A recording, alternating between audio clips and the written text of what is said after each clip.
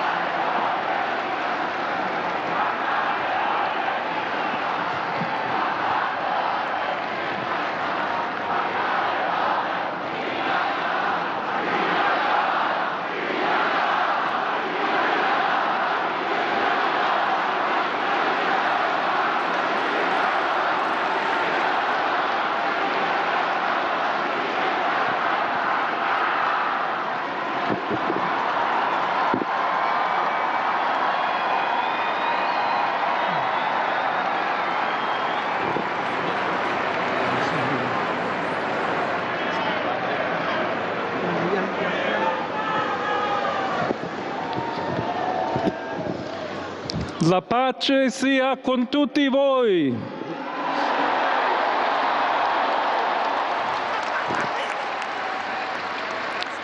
Fratelli, sorelle carissimi, questo è il primo saluto del Cristo risorto, il buon pastore che ha dato la vita per il gregge di Dio.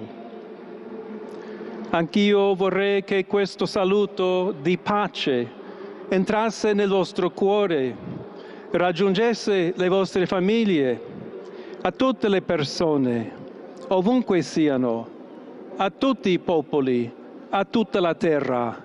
La pace sia con voi.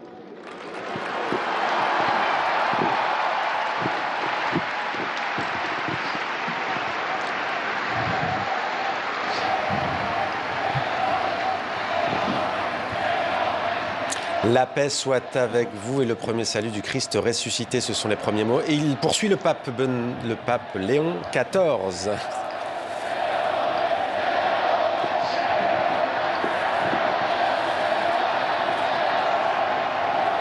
Questa è la pace di Cristo risorto, una pace disarmata e una pace disarmante, umile e perseverante. Proviene da Dio, Dio che ci ama a tutti incondizionalmente. Ancora conserviamo nei nostri orecchi quella voce debole ma sempre coraggiosa di Papa Francesco che benediva a Roma.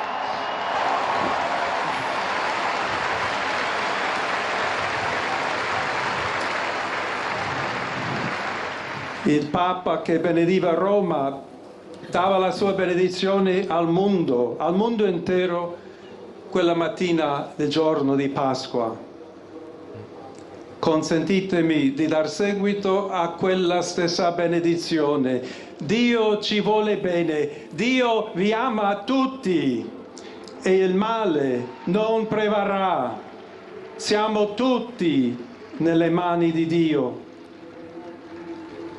Pertanto, senza paura, uniti, mano nella mano con Dio e tra di noi, andiamo avanti. Siamo discepoli di Cristo. Cristo ci precede. Il mondo ha bisogno della sua luce. L'umanità necessita di Lui come il ponte per essere raggiunta da Dio e dal suo amore. Voilà, que la paix soit avec vous. Nous sommes tous dans les mains de Dieu. L'allusion au pape François aussi. A costruire ponti, con il dialogo, construire des ponts, con l'incontro, unendoci les uns contre tutti les uns avec per les essere autres. un solo popolo, sempre in pace. Grazie a Papa Francesco. Le pape François à nouveau.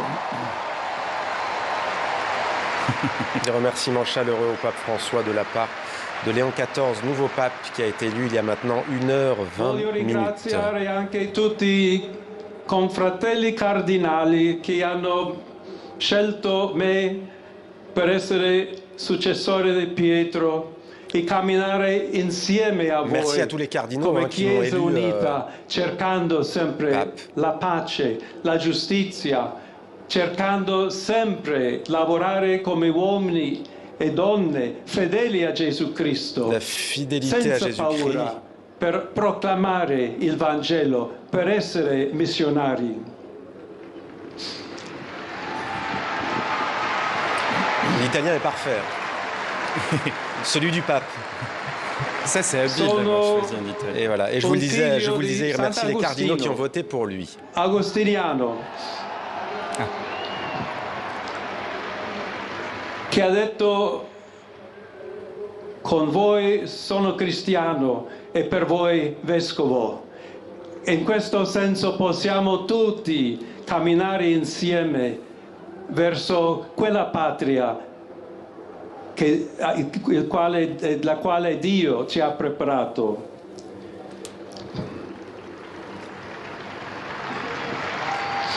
Alla Chiesa di Roma un saluto speciale. Salutations spéciales à Rome. À l'église de Rome, Stiman. Dobbiamo cercare insieme come essere una Chiesa missionaria, una Chiesa che costruisce i ponti, il dialogo, sempre aperta a ricevere, come questa piazza con le braccia aperte, a tutti coloro che hanno bisogno della nostra carità, la nostra presenza, il dialogo, l'amore. Un salut spécial à l'église de Rome, donc. Y se me permiten también una palabra, un saludo. En espagnol, et c'est l'évêque de Rome qui s'adresse désormais en espagnol. Il était évêque au Pérou, Y en modo particular a mi querida diócesis de Chiclayo en el Perú. Voilà, c'est ça.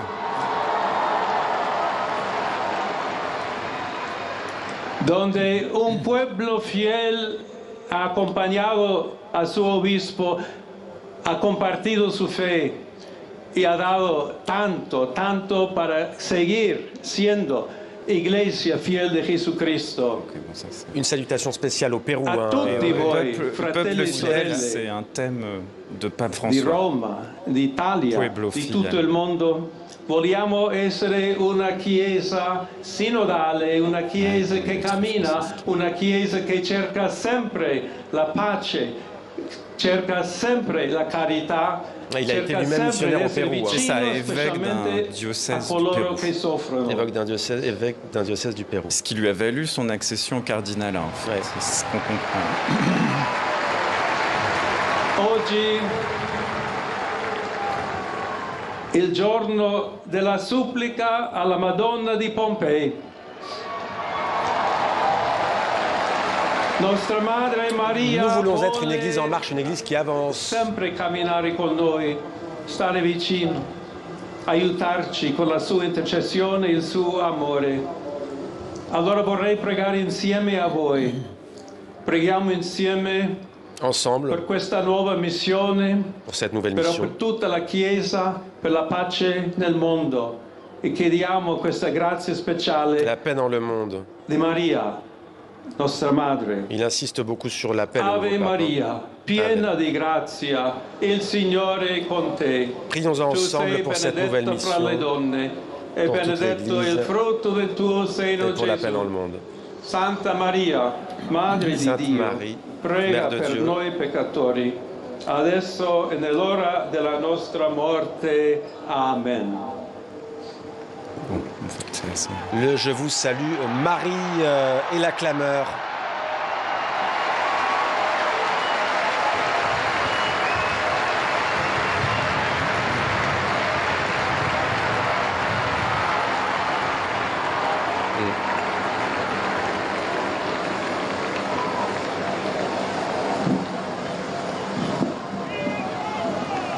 Allez, et le pape donc, Léon XIV, alors je le disais avant même qu'il s'exprime, il fallait s'y attendre, un hommage appuyé au pape François.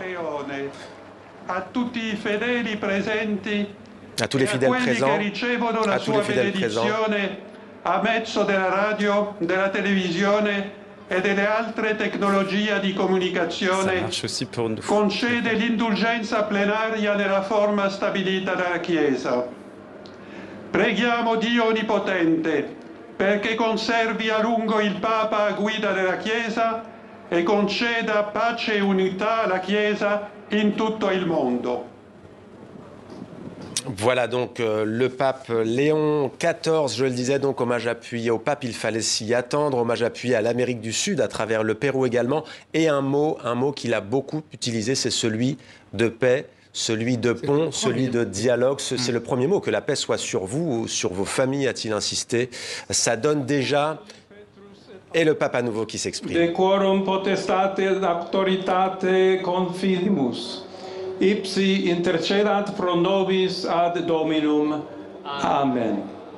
Precibus et meritis Beate Mariae semper Virginis, Beati Michaelis Arcangeli, Beati Ioannis Baptiste, et Sanctorum Apostolorum Petri et Pauli et omnium Sanctorum. Misereatur vestri omnipotens Deus, et dimissis omnibus peccatis vestris, perducat vos Iesus Christus ad vitam aeternam. Amen. Indulgentiam, absolutionem et remissionem omnium peccatorum C'est vestrorum, l'indulgence. spatium vere et fructuose penitentiae, cor semper penitens, et emendationem vitae, gratiam et consolationem Sancti Spiritus, et finalem perseverantiam in bonis operibus tribuat vobis omnipotens et misericors Dominus. Amen.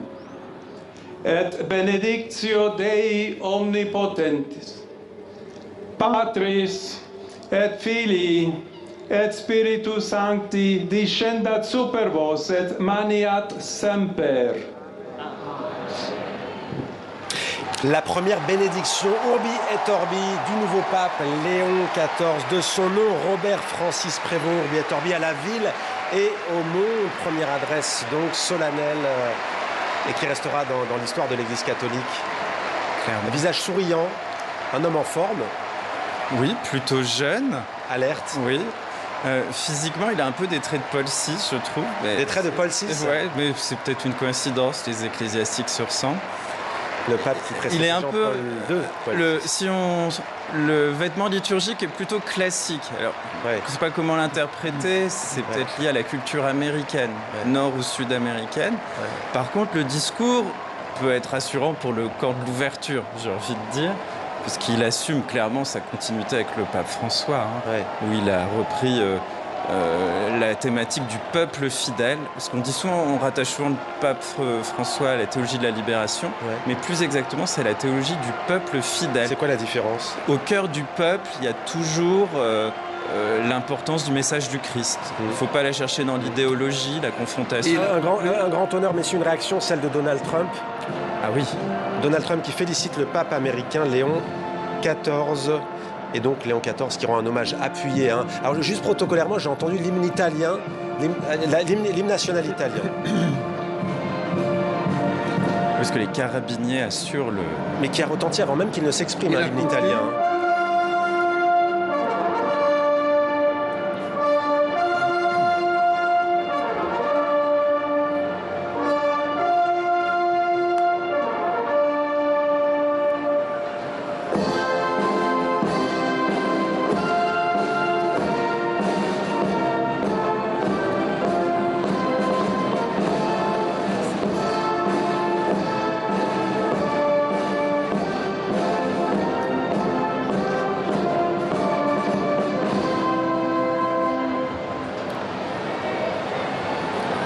C'est l'hymne d'une Italie qui a mis fin aux États pontificaux. Ouais. C'est l'hymne d'une Italie qui a mis fin aux États pontificaux, nous dit Slimane. Le pape promet que le mal ne gagnera pas et appelle à construire des ponts.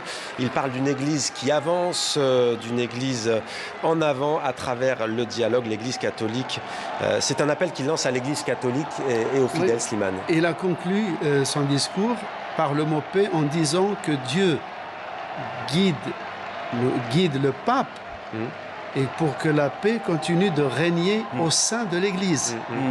En revanche, il ne cite pas de conflit à proprement parler, il ne le peut pas ou il préfère éviter, et on pourrait lui reprocher d'en oublier. Oui, et puis bon, après, contextuellement, comme il y a des guerres au Proche-Orient... Le pape qui s'en va, qui tourne le dos après avoir salué les fidèles, c'est donc l'image du jour. Ouais. Il est 19h40 sur TV5 Monde. Merci d'être avec nous dans cette édition spéciale consacrée à l'élection du nouveau pape qui s'appelle donc désormais, après le pape François, Léon XIV, donc il va falloir bien retenir ce nom. Léon XIV, on a entendu la clameur Léoné, Léoné, Léoné. Oui. C'est une ferveur impressionnante. On avait vraiment une clameur assez spectaculaire.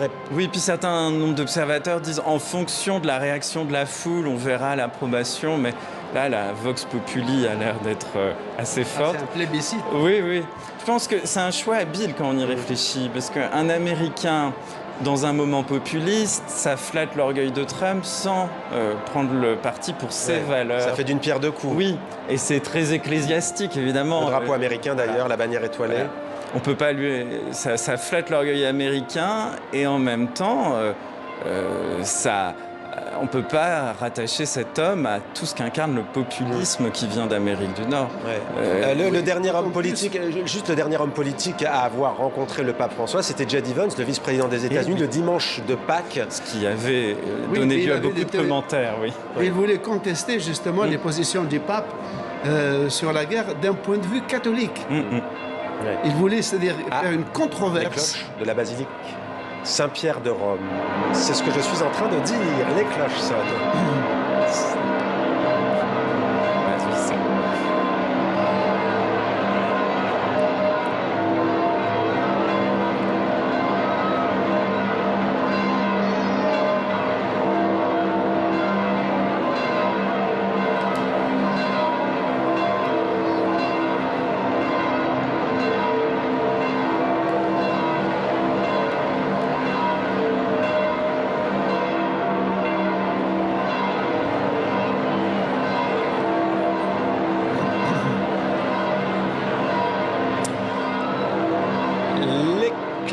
Qui retentissent de la basilique Saint-Pierre de Rome. On vous le disait, tout est millimétré. Vous êtes sur TV5 Monde. Olivier Bobineau, spécialiste des religions, est en direct avec nous.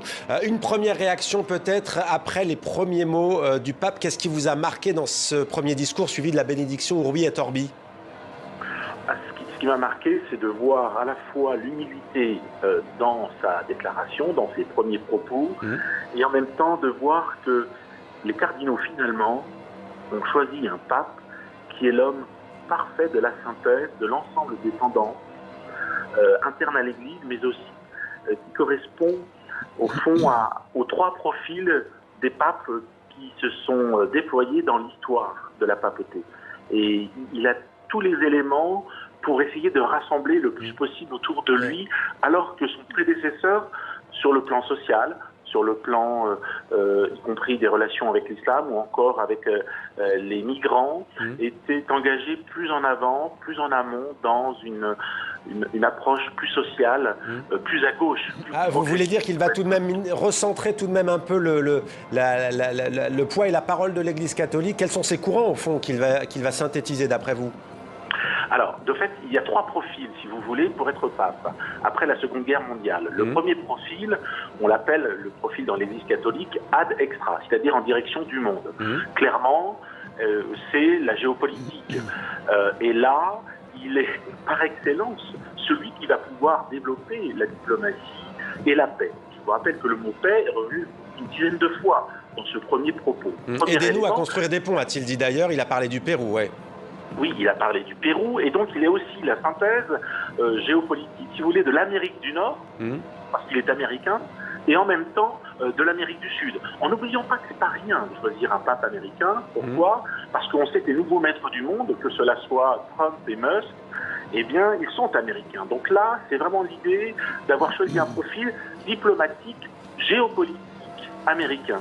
Mais il y a le deuxième profil, et le deuxième et le troisième profil, c'est soit un profil plus progressiste, soit un profil plus conservateur. Et il se trouve qu'il a choisi un prénom de pape qui est Léon XIV. Ça pose la question de qui était Léon XIII. Léon XIII, c'est l'homme qui, en 1891, écrit un encyclique qui s'appelle Rerum Novarum, des choses nouvelles, c'est-à-dire qu'il veut tendre la main dans la société avec les évolutions des révolutions industrielles durant le 19e siècle, mais en même temps, il veut réaffirmer certains principes très forts de l'Église, sur l'unité de l'Église, sur la dimension non conflictuelle. C'est-à-dire qu'il s'agit de rejeter Marx, mais d'entendre aussi le monde ouvrier. C'est Rerum Novarum. Et précisément, on peut dire que ce pape nouveau, Léon XIV, il est en quelque sorte le plus progressiste des conservateurs. Vous voyez, à chaque fois, c'est l'homme de la synthèse. Le plus progressiste des conservateurs. Ou le plus modéré des progressistes. Ou le plus modéré des progressistes. Ouais. Exactement. Et ça se voit très bien, d'ailleurs. Imaginons, on a élu, avec ces cardinaux, ils ont souhaité élire à la fois un homme qui est le préfet du dicaster des évêques, donc ce qu'on appelle dans l'Église le courant horizontal, synodal, synode voulant dire chemin ensemble en grec, c'est-à-dire l'évêque de Rome avec les autres évêques, mais en même temps, dans tous ses discours qu'il a fait auparavant, et notamment dans son ordre Saint-Augustin, mais il faudrait y revenir d'ailleurs sur Augustin, la place d'Augustin, c'est important, c'est pas anodin pour la suite, notamment sur le plan liturgique. En tous les cas, dans une déclaration récente, il disait « Ouh là là, vu les tensions, la diversité, les diverses tensions et les diverses, on va dire, il parle de polarisation, de radicalité, il faut insister sur l'unité, l'unité, l'unité. » Donc vous voyez, là encore, c'est en effet le plus modéré des conservateurs. Alors, l'ordre de Saint-Augustin, justement, je voudrais vous entendre à cette question. On avait commencé à esquisser Léon XIII dont vous avez parlé. Saint-Augustin, justement, dites-nous. Augustin, alors, c'est un évêque et un magistrat. C'est le plus grand théologien, né en Algérie. C'est pas anodin, d'ailleurs. Né en Algérie. Faut le rappeler aux personnes qui nous écoutent et nous entendent. C'est que c'est pas rien de choisir un descendant, un fils spirituel et intellectuel d'Augustin d'Hippone, né en Algérie. Et ça, c'est une première chose remarquable. Et donc, on imagine bien peut-être aussi les mains tendues avec le Maghreb, mais aussi avec l'islam. Bien, premier élément. Et deuxième élément chez Augustin d'Hippone, Saint-Augustin, c'est dans la cité de Dieu. Et d'ailleurs, il a fait référence indirectement à la cité de Dieu quand il a dit « Le Père prépare une patrie ». La cité de Dieu, c'est de dire il faut converger il faut vivre la Jérusalem céleste sur la Jérusalem terrestre. C'est-à-dire qu'il y a deux ordres, il y a l'ordre de l'amour, il y a l'ordre de la terre, du terrestre, si vous voulez. Eh bien, il faut que les deux se réconcilient par la prière, notamment. Et ça va être très important, la prière, chez Augustin, le fait de la profondeur, ce que Augustin appelle l'émoi, si vous voulez. On n'est plus à l'ère des émotions, on est à l'ère de l'émoi, de la profondeur intérieure et spirituelle chez Augustin. Restez avec nous, j'aurai une question pour vous s'agissant de Donald Trump, un choix qui n'est évidemment pas anodin. Anthony Favier, une réaction en plateau tout de même. Alors on a donc Saint-Augustin, l'Afrique, le Maghreb, on a le Pérou. Est-ce que la grande déception, parce qu'il faut aussi tout de même analyser, elle doit quand même se ressentir du côté du continent asiatique tout de même? Est-ce qu'il y a une part, une voie, une place pour ce continent asiatique? On parle notamment des Philippines où le catholicisme est en pleine expansion. On peut l'interpréter ainsi, mais plus l'Église se développe, plus le CV pour être pape est compliqué en réalité. C'est dur de cocher toutes les cases. Et lui, c'est quand même habile. Ses deux parents ont deux nationalités. C'est un Américain qui part en mission en Amérique latine. Ça lui fait déjà 4 patries. Donc en réalité, il a quand même ce caractère international qui satisfait plus de monde. Évidemment, pour les catholiques d'Asie, les catholiques d'Afrique, c'est une autre histoire.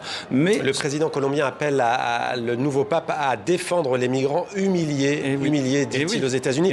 C'est un choix qui va faire, qui va vraiment relancer le débat. C'est très habile. Ah ben oui, c'est très habile parce que ce que je disais tout à l'heure, ça va être à la fois un peu le patriotisme, un peu parfois fanfaron de Trump en prenant un Américain, mais un Américain qui partage pas ses valeurs, qui partage pas ses combats et qui s'inscrit dans le continent américain et pas qu'états-unien. Voilà. Olivier Bobineau, j'aimerais vous entendre sur 2 points. D'abord, la concomitance, effectivement. Je le disais, peut-être que les cardinaux se sont dit ce serait éminemment symbolique d'élire ce nouveau pape, désormais Léon XIV, le jour du 80e anniversaire de la victoire des Alliés sur l'Allemagne nazie. Et puis, est-ce que vous y voyez un message aussi à Donald Trump, indirectement ?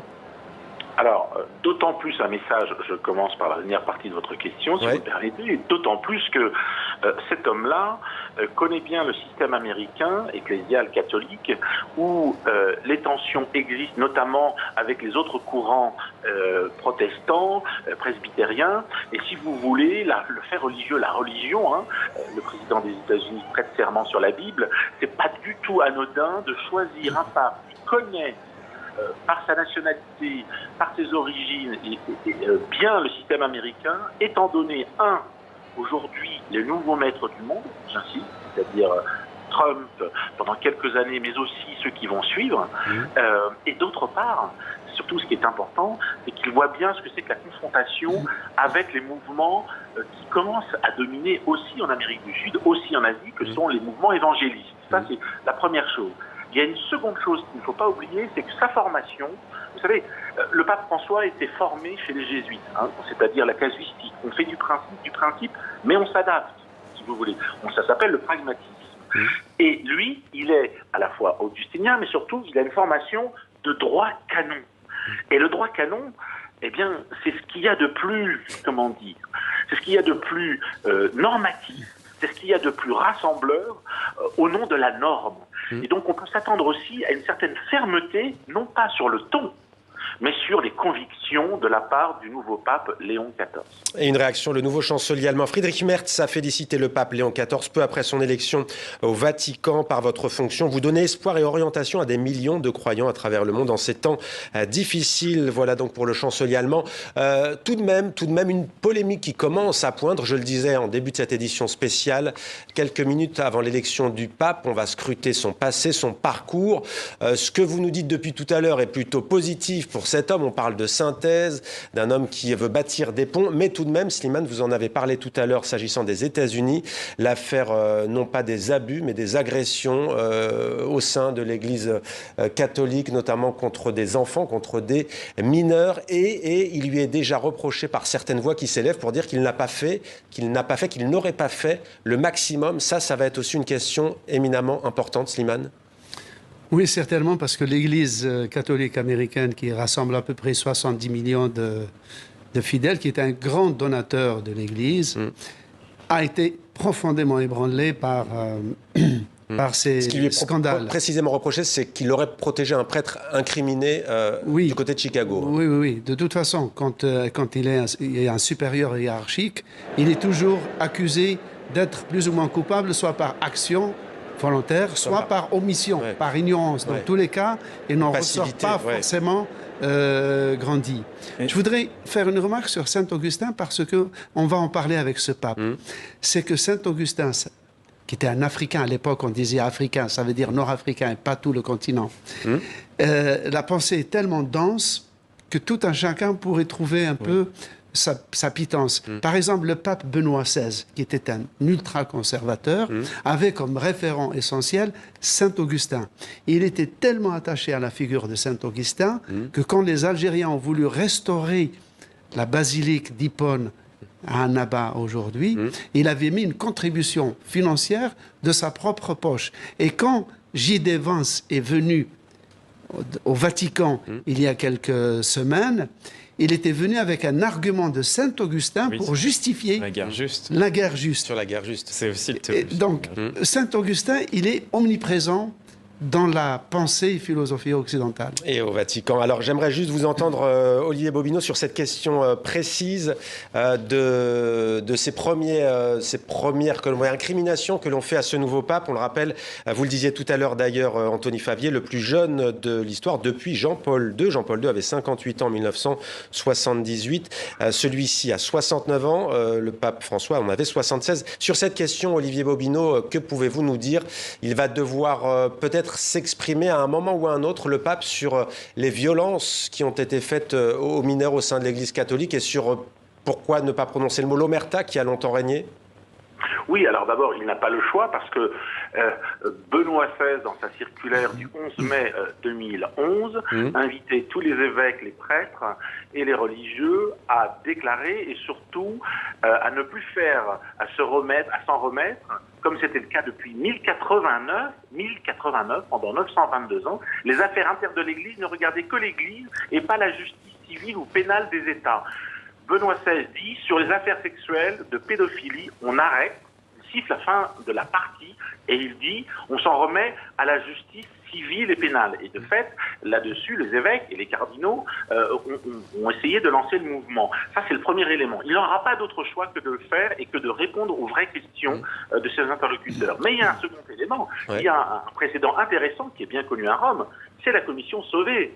C'est-à-dire que s'il veut à un moment donné permettre, il aura tous les moyens, y compris avec ses collègues évêques et archevêques américains, il aura les moyens de lancer un peu comme lors de la commission Sauvé, c'est-à-dire un diagnostic sévère et précis, accompagné par des universitaires et avec des documents, pour faire un point et pour dire voilà ce qu'il en est de ce passé et aussi de ce présent concernant les abus sexuels à l'égard d'enfants et d'adolescents.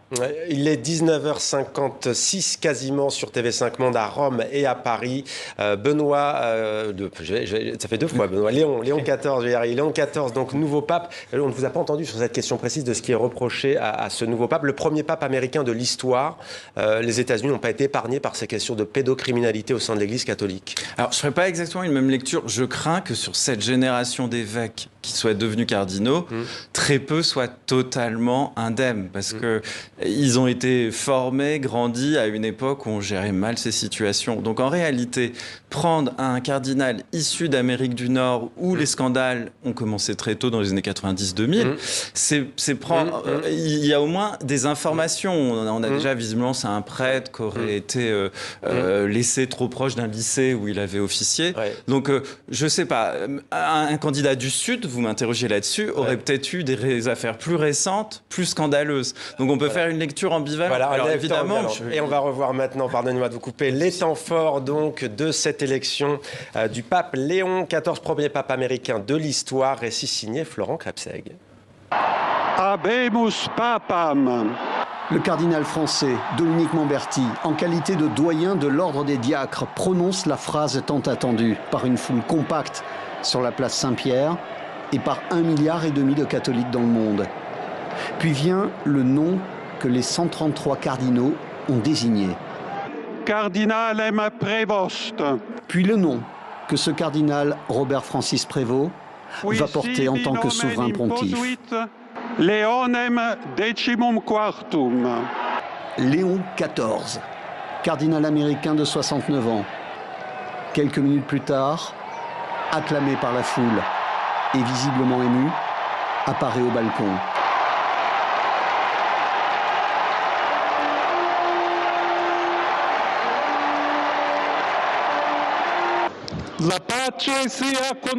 Que la paix soit avec vous. Le premier message du Christ ressuscité. Nous devons chercher ensemble comment devenir une Église missionnaire, une Église qui construit des ponts et maintienne le dialogue, les bras ouverts comme cette place pour tous ceux qui ont besoin de notre charité, de notre présence et de notre dialogue d'amour. Des mots qui rappellent ceux de son prédécesseur, qui appelait les dirigeants du monde entier à construire des ponts et à battre des murs. Il a œuvré ces dernières années à l'ouverture de l'Église aux femmes. Léon XIV s'inscrit donc dans la continuité de François.